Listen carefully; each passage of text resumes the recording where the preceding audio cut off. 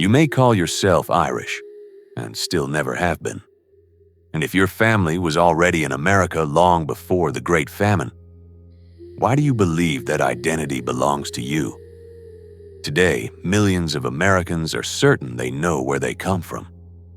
They celebrate it. They pass it on to their children as fact.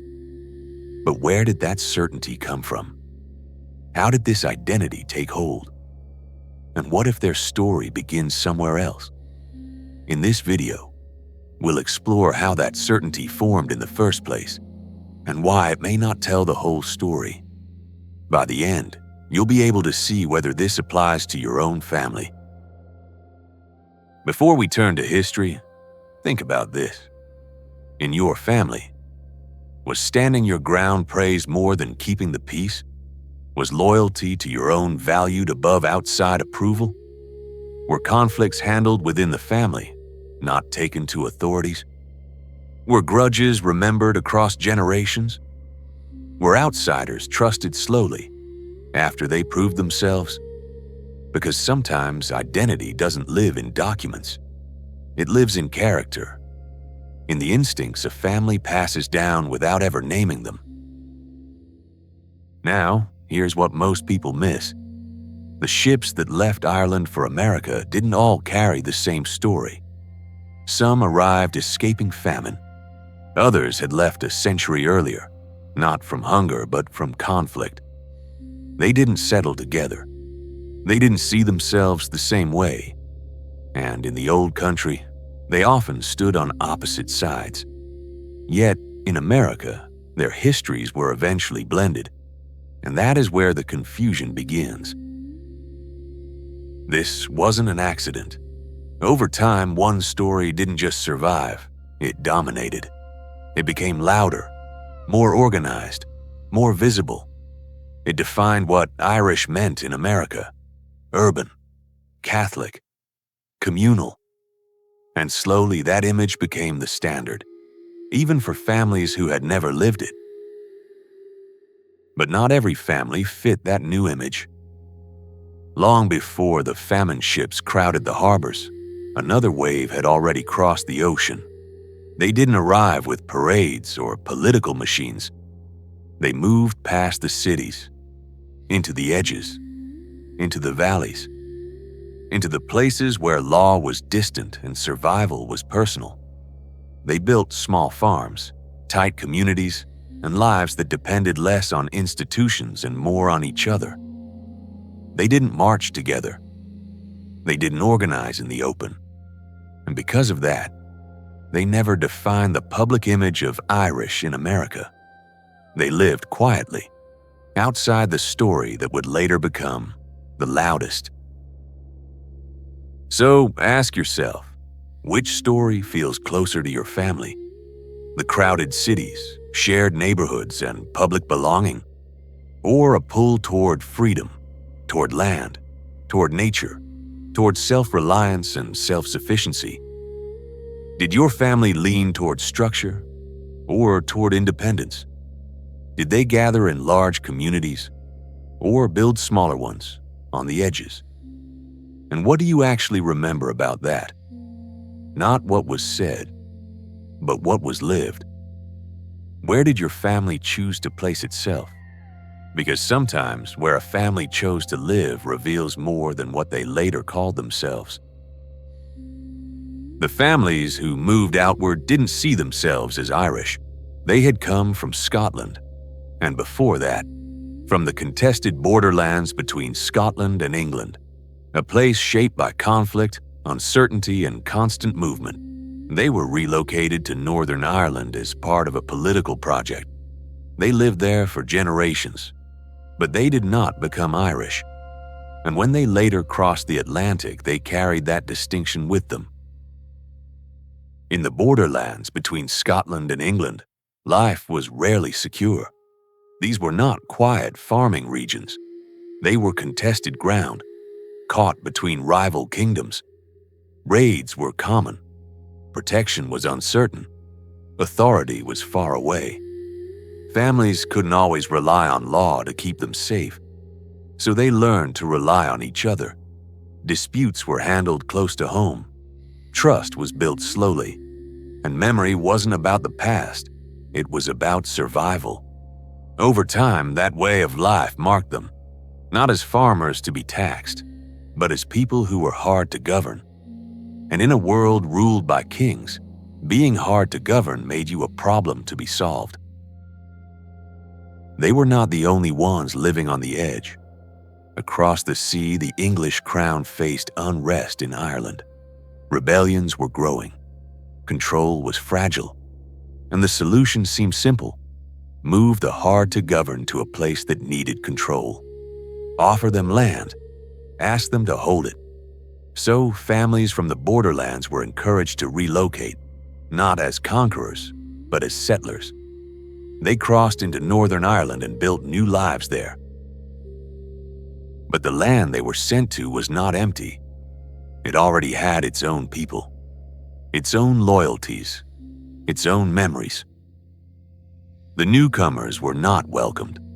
They were watched, and the lives they built there were shaped by tension as much as opportunity. For a time, they stayed. They farmed. They built. They adapted. But the balance never held. Laws tightened. Rents rose. And once again, the ground beneath them began to feel uncertain. It was a familiar feeling. So they began to look elsewhere.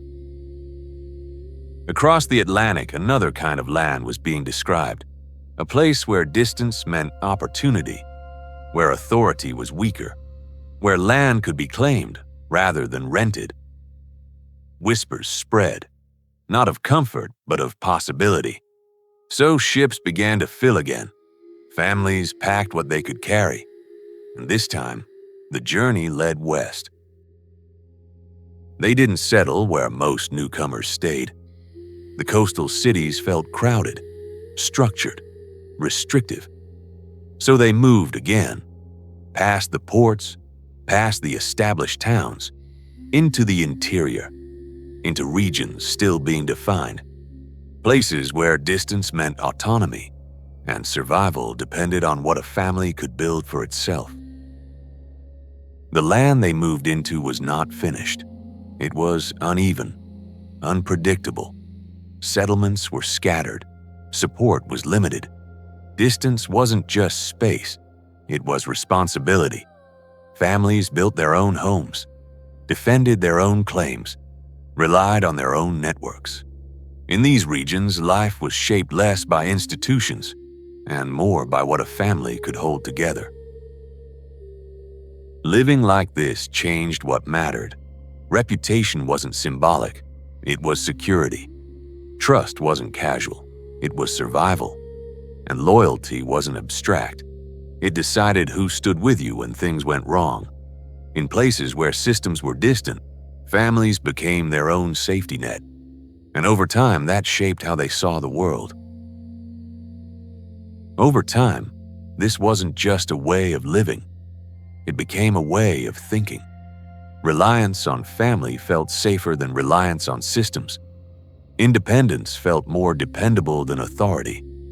And memory of who stood with you and who didn't stayed close. Not as tradition, but as instinct. So consider this. What if some of those choices didn't stay in the past? What if they show up today in how your family decides? Who to call first when something goes wrong? Whether to handle a dispute privately or involve outside systems? Whether to move closer to opportunity or further out for space? Whether security means connection or control? Because when families move, they don't just carry stories. They carry default settings. And sometimes those settings outlast the journey itself. Many of these families moved into the same corridor, through Pennsylvania, down into the Appalachian highlands, and further south. They didn't arrive all at once, but over generations their communities formed in similar terrain. Hills, valleys, distances between settlements, places that rewarded self-sufficiency and close networks. These families didn't scatter randomly. Many followed the same inland routes, from the ports through Pennsylvania and into the Appalachian corridor. Over time, their paths converged, not by design but by direction. These routes did more than connect people. They created a shared path. New arrivals didn't start from nothing. They followed where others had gone. This gave movement a direction, and over time, that direction became a pattern. In early America, this pattern became visible. Movement wasn't random. Families followed inland routes, from the ports through Pennsylvania into the Appalachian interior. They weren't arriving into empty space. They were entering a path already shaped by others. And over time, that path began to define where they lived and how they built their lives. Over time, this shared path did more than shape settlement. It shaped expectations of how decisions were made, of who could be trusted, of what stability looked like.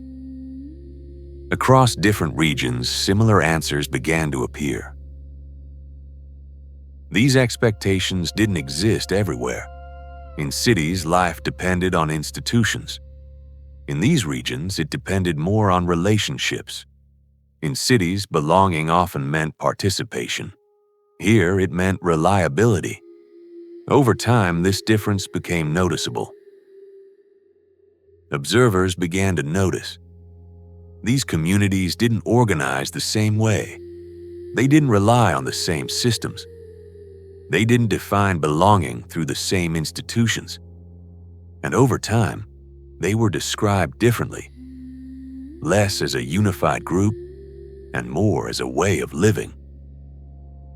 Over time, a label began to form, not from within, but from the outside.